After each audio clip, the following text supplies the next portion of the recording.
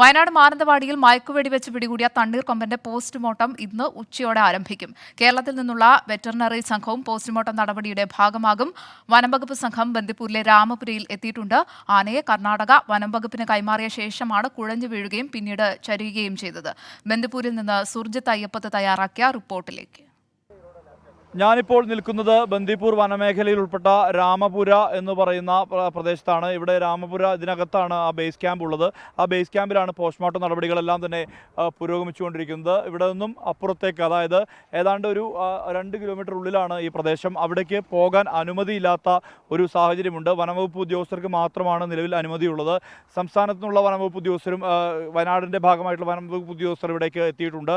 DFO Shajna Kareem ഇവിടേക്ക് എത്തിയിട്ടുണ്ട്. അതോടൊപ്പം തന്നെ മറ്റ് അധികൃതരും വെറ്റിനറി ഓഫീസർമാർ ഉൾപ്പെടെയുള്ളവർ ഇവിടേക്ക് എത്തിയിട്ടുണ്ട്. എന്തായാലും പോസ്റ്റ്മോർട്ടം നടപടികൾ ആരംഭിക്കാൻ വേണ്ടി പോകുന്നു എന്നുള്ള തരത്തിലുള്ള വിവരമാണ് നമുക്ക് ഇപ്പോൾ ലഭ്യമാകുന്നത്. ആന ഇന്നലെ വൈകിട്ട് ആനയെ ഇറക്കിയ ശേഷമാണത് ഇറക്കുന്ന ഘട്ടത്തിൽ തന്നെ അസ്വസ്ഥത പ്രകടിപ്പിച്ചിരുന്നു. അതിനുശേഷം അത് നേരെ ഇറക്കുമ്പോൾ കുഴയുകയായിരുന്നു എന്നാണ് പറയുന്നത്. ഇതിനുശേഷം 2 കുങ്കിയാനകൾ ഉപയോഗിച്ചുകൊണ്ടാണ് ഈ ആനയെ കൂടിനകത്തേക്ക് കയറ്റാനുള്ള ശ്രമം നടത്തിയിരുന്നത്.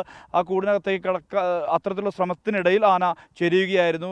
ഹൃദയാഘാതമാകാം മരണകാരണം എന്നുള്ള തരത്തിലുള്ള ഒരു വിവരമാണ് അനൗദ്യോഗികമായി പുറത്തു വരുന്നത്. പക്ഷേ പോസ്റ്റ്മോർട്ടം നടപടിയിലൂടെ മാത്രമേ എന്താണ് ഈ ഹൃദയാഘാതത്തിലേക്ക് നയിക്കാനുള്ള പ്രധാനപ്പെട്ട കാരണം എന്നുൾപ്പെടെ വിഷയങ്ങൾ വരികയുള്ളൂ. ഒരുപക്ഷെ നിർജ്ജലീകരണം സംഭവിച്ചിരിക്കാം എന്നുൾപ്പെടെയുള്ള കാര്യങ്ങൾ പറയപ്പെടുന്നുണ്ട്. രാവിലെ മുതൽ, അതായത് ഇന്നലെ രാവിലെ മാനന്തവാടി പുഴ കടന്ന ശേഷം ഈ ആന തീറ്റയോ വെള്ളമോ കുടിക്കാത്ത ഒരു സ്ഥിതി ഉണ്ടായിരുന്നു. കാരണം വാഴകൾ പിഴുത് എറിയുന്നത് ഒഴിച്ചാൽ അതിനപ്പുറത്തേക്ക് അത് കഴിക്കാനൊന്നും മുതിർന്നിരുന്നില്ല. ഹാസനിൽ നിന്ന് കഴിഞ്ഞ 16-ാം തീയതിയാണ് ഈ ആനയെ പിടികൂടുന്നത്. പിടികൂടുന്ന ഘട്ടത്തിൽ പോലും ലിഫ്റ്റ് ചെയ്യുകയാണ് ഉണ്ടായത്. അതായത് ലോറിയിലേക്ക് ലിഫ്റ്റ് ചെയ്യുകയാണ്. ആ സമയത്ത് എന്തെങ്കിലും തരത്തിലുള്ള പരിക്ക് ഈ ആനയ്ക്ക് ഏറ്റിരുന്നോ എന്നുള്ള സംശയം കൂടി നിഴലിക്കുന്നുണ്ട്. എന്തായാലും റേഡിയോ കോളർ ഘടിപ്പിച്ച ശേഷമാണ് ഈ ആനയെ വിടുന്നത്.